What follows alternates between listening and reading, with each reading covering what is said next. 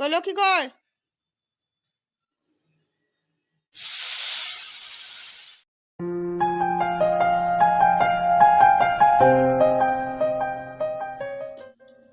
নমস্কার বন্ধুরা, Shubhra blog and কুকিংয়ের পক্ষ থেকে আমি শুভ্রা সকলকে গুড মর্নিং জানিয়ে আবার একটা নতুন ব্লগ নিয়ে তোমাদের সাথে চলে এসেছি।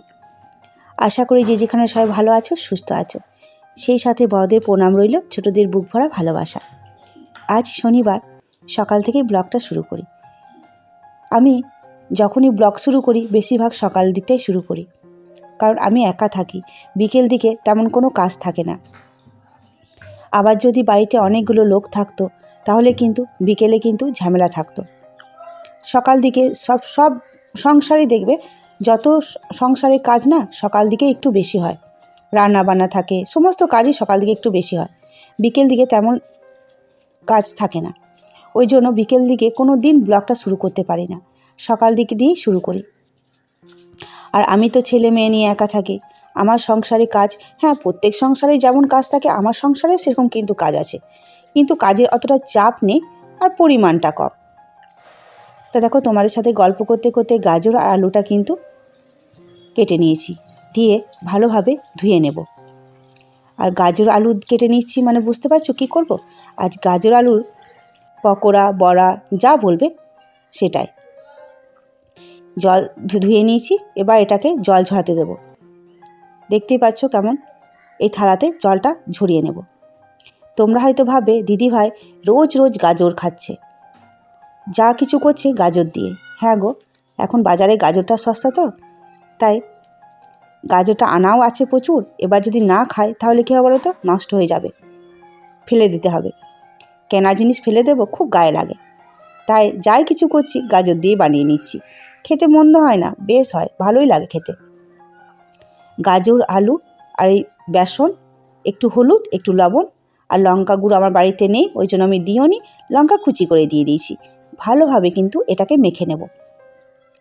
এটাতে কিন্তু জল দেব না, জল দেওয়ার দরকারই নেই। এইভাবে আস্তে আস্তে ভালোভাবে মেখে নেব। একটু যদি ঢাকা দিয়ে রাখো না, তাহলে কিন্তু এই যে আলুর গায়ে যে রস থাকে সেটা পুরো বেরিয়ে যাবে, একদম জলজলে হয়ে যাবে। দেখতে পাচ্ছ একদম কিন্তু জলজলে হয়ে গেছে। এক ফোঁটা জল দিন, জল দিলে জিনিসটা আরও খারাপ হবে। তেল গরম হয়ে গেছে, একে একে কিন্তু ছেড়ে দেব, ভেজে নেব। দেখতে কিন্তু ভারী সুন্দর লাগছে, খেতেও কিন্তু বেশ ভালো হয়েছে। তোমরা হয়তো ভাবে দিদিভাই নিজেই রান্না করে নিজেই বলে ভালো হয়েছে। সত্যি কথা, নিজে রান্না করি তো, ভালো খারাপ মানে অত বুঝি না, কিন্তু সত্যি কথা ভালোই হয়, খারাপ খুব একটা হয় না। কিন্তু ইউটিউবে দেখি অনেক দাদারা দিদিরা খুব সুন্দর রান্না করে, দেখেই কিন্তু লোভ লাগে। আমি সেইভাবে কিন্তু রান্না করতে পারি না, মোটামুটি কাজ চালাবার মতো হয়ে যায়। তা দেখো, এক পিঠ ভাজা হয়ে গেছে, অপর পিঠটা কিন্তু আমি উল্টিয়ে নেব। এইভাবে ভালো করে বেশ একটু ভেজে নেব, যাতে আলু আর গাজরটা সিদ্ধ হয়ে যায়, ভাজা ভাজা হয়ে যায়। লঙ্কা গুঁড়ো দিলে হয়তো খেতে মানে ঝালটা সম পরিমাণে মিশতো, আর লঙ্কা কুচি দিয়েছি তো, যখন লঙ্কা কুচিটা মুখে ঠেকবে তখনই শুধু ঝাল লাগবে, তার আগে কিন্তু ঝালটা লাগবে না। আর এই সকালে মুড়ি খাবারটা করে নিলে কি হয়, রাতে কিন্তু মুড়ি খাবারের চিন্তা থাকে না, কারণ ছেলে বাড়িতে আছে, সন্ধ্যের সময় মুড়ি খাবে। আর সন্ধ্যের সময় মুড়ি খাবার না পেলে কি হবে, রোজ রোজ মানে চপ নয় চানাচুর নিয়ে আসবে, তাছাড়া মুড়ি খাবেই না সন্ধ্যের সময়। আর বাড়িতে আছে, অন্য দিন তো মুড়ি খাবার করি না, স্কুল চলে যায়, যেটা টিফিনে দিই সেটাই কিন্তু খেয়ে চলে যায়। আর আমিও মেয়েকে স্কুল নিয়ে চলে যাই, যা থাকে আমি খেয়ে নিই, আলাদা করে কিন্তু মুড়ি খাবারটা করি না। আর সেই জন্য ও যেদিন বাড়িতে থাকে, স্কুল থাকে না, সেদিন মুড়ি খাবারটা করি, ইচ্ছা করি মানে করি, দেখি যে না করলে হবে না। আর বাইরেকার রোজ রোজ তেলে ভাজা জিনিস কিন্তু ভালো নয়। কিন্তু কি বলতো, ও চপ খেতে ভালোবাসে, আমিও কিন্তু চপ খেতে খুব ভালোবাসি। ও যখন বলে মা চপ নিয়ে আসবো, আমিও তখন বারণ করতে পারি না, বলুন চল নিয়ে আয়গা। তাই এইদিকে দেখো, সকালের মুড়ি খাবার সব খাওয়ার পর আমি কিন্তু দুপুরে রান্নাটা বসিয়ে দিয়েছি। টমেটো আলু পোস্ত হলো, আর এই যে বাদাম আর নারকেল দিয়ে ডালটা হবে। আমার ছেলে এমনিতে কোনো ডাল খেতে পছন্দ করে না, কিন্তু এই বাদাম আর নারকেল দিয়ে যদি ডাল করি না, ও ও ফিরেও তাকাবে না, মানে জিজ্ঞেসও করবে না যে এটা কী ডাল। দেখবে বাদাম নারকেল আছে, বলে মা খেতে খুব সুন্দর হয়েছে ডালটা, ও ডাল দিয়ে কিন্তু ভাত খেয়ে নেবে। আর আমার ছেলে ভাত এমনিতে খেতে পছন্দ করে না, সারাদিন ময়দা জিনিস দাও, রুটি লুচি পরোটা দাও খাবে। আজ শনিবার, আজকে বাড়িতে আছে বলে এই দিনে ভাত খাচ্ছে, বলে রাতে যদি বলি কোনো দিন যে আজকে রাতে ভাত করব খাবি, মরান্তি কিন্তু খাবে না, ও খেতেই চায় না। আর এই বাদাম দিয়ে ডালটা করছি বলে কিন্তু ভাতটা খাবে। আর এই পোস্তটা ওর ফেভারিট, ভাত, টমেটো আলু পোস্ত, ডাল আর আলু সেদ্ধ। এই হচ্ছে আজকে আমাদের দুপুরে রান্না। আর মেয়েকে স্কুল যাবে, কিন্তু আমার ছেলে নিয়ে যাবে স্কুলে, ওই জন্য কিন্তু অতটা তাড়াহুড়ো নেই। আমি বললাম তো স্কুলে দিয়ে আয়, ওকে বলেছিলাম নিয়ে আসতে, কিন্তু ও টিউশনি মাস্টার ফোন করে বললো 12টার সময় পড়াতে আসবে। তাই আমি বললাম যে তুই দিয়ে আয়, তারপর কিন্তু আমি নিয়ে আসবো। ওকে দিয়ে এলে আমি ধীরে সুস্থে বাকি যে কাজগুলো থাকে সেগুলো সব সেরে নেব, স্নান টান করে বেরিয়ে যাব। আর অন্যদিন কি হয়, অন্যদিন ছেলে থাকে না, আমাকে নিয়ে যেতে হয়, খুব তাড়াহুড়ো হয় জানো তো, প্রচণ্ড তাড়াহুড়ো করতে হয়। তা রান্না টান্না করার পর এই যে গ্যাসটা মুছে নেব, এই এক জ্বালা, বিরক্ত লাগে রোজ রোজ সেই এক ঘেয়েমি কাজ। সকালে ওঠো, খাবার করো, গ্যাস মোছো, ঘর ঝাড় দাও, সে একই কাজ, বিরক্ত লেগে যায়। বিয়ের আগে বেশ ভালোই ছিলাম, এইসব কোনো ঝামেলা ছিল না। বিয়ে করে না যত অশান্তি, সংসারে যত চাপ, কিন্তু মারাও তো এই চাপ সহ্য করে, তাই না? মারাও তো এরকম কষ্ট করে। তাই চলো গ্যাস মোছার পর এই যে এগুলো ধোয়া মোছা করে নেব। আর আমার সেই সকালকার চায়ের বাসন সমস্ত কিন্তু একে একে বেসিনেই পড়ে থাকে। যতই ভাবি যে একটা খাবো একটা ধোবো, আমার নিজে কুড়েমির জন্য না হয়ে ওঠে না যে একসঙ্গে ধোবো করি। ওই জন্য যখন ধুতে যাই তখন এক গাদা বাসন হয়ে যায়, বাসনে এসে পাহাড় পর্বত হয়ে যায়। আমি ভাবছি বেসিনটা কোনো দিন হয়তো নিচেই পড়ে যাবে বাসনে চাপে। তাই চটপট ধুয়ে নেব। ছেলে নিয়ে চলে গিয়েছে মেয়েকে স্কুলে, ওকে আমি বললাম পেয়ার হবে তখন বেরোবি, তার আগে বেরোলে পরেও কাঁদবে। আর আমার মেয়ে সমানই বলছে দাদা থাকবে তো, স্কুলে দাদা থাকবে তো, কারণ ওকে যদি বলি যে দাদা চলে আসবে তাহলে কিন্তু কাঁদতে লাগবে।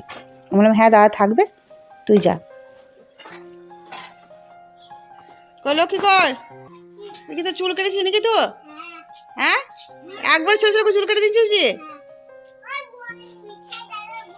হ্যাঁ, বলটা নোংরা। আগে এখনো টাইম করে জল আসেনি নাকি? মিটিং আছে, আর রাতে হ্যাঁ ভোট আসছে তো মিটিং। হ্যাঁ লক্ষ্মী যে আচ্ছা চুল কেটেছিস, একবার ছোট করে চেনটা কেটে গেছে রে তোর, সোয়েটার চেনটা ঠিক করে দে।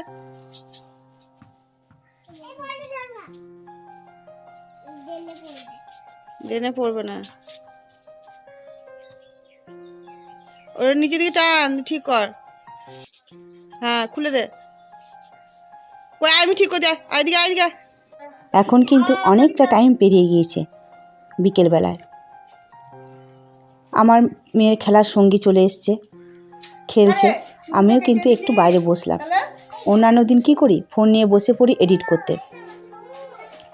আজকে এডিট করেছি, রাতে ভয়েস দেবো, ওই জন্য দেখলাম ছেলে মেয়েগুলো খেলছে, বাইরে একটু বসি, ভালো লাগে। বাইরে বেরোই বা রাতেই বসি বাইরে, কিন্তু এখন একটু শীত পড়েছে তো, দিনটাও খুব একটা বড় নয়, তাও এখন মোটামুটি বেশ বড় হয়েছে।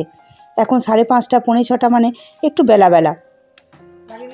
তা এইদিকে দেখো আজকে মিটিং বলে জলটাও কিন্তু দিতে দেরি করছে, জলটা দিতে দেরি করবে, সেই সন্ধ্যের সময়, সেই 5:30 কম জল দেবে না। ছেলে মেয়েরা খেলছে, আমি কিন্তু বাড়ি ঢুকে যাব, সন্ধে লেগে গেছে, সন্ধেটা কিন্তু জ্বেলে দিলাম। আর এই ঘরের লাইটটা এত বাজে না, লাইটে কোনো জোরই নেই, এই বলটা চেঞ্জ করতে হবে। তাই এখানটায় আমি আর একটা আলো দিয়েছি তোমাদেরকে দেখানোর জন্য। সন্ধ্যের সময় মুড়ি খাওয়ার পর্ব শেষ, এবার কিন্তু চায়ের পালা। চা হয়ে গিয়েছে, দুধ চা বা লিকার চা যাই বলবে, আদা দিয়ে করলে কিন্তু খেতে বেশ ভালোই লাগে। আর লিকার চা খেতে আমিও পছন্দ করি না, আমার মেয়েও পছন্দ করে না, ছেলেও পছন্দ করে না। তা চা করা হয়ে গেছে, এবার কিন্তু চা ছেঁকে নেব। তা কজনে চা করছি সেটা তোমাদেরকে চলো দেখায়। আজকে 4 জনে চা করছি। কেন জানো? আজকে আমার বাড়িতে একজন এসছে, ও ক্যামেরার সামনে আসবে না, ওকে দেখায়নি ওই জন্য। তাই চা খেতে খেতে ব্লগটা কিন্তু আমি শেষ করব। যদি ভালো লাগে তাহলে প্লিজ একটা লাইক, একটা কমেন্ট, আর যারা নতুন চ্যানেলটি দেখছে তারা সাবস্ক্রাইব করে দিও। দেখা হবে পরে একটি ব্লগে। সবাই ভালো থেকো, সুস্থ থেকো। সবাইকে গুড ইভিনিং জানিয়ে বিদায় নিচ্ছি। Good bye, tata.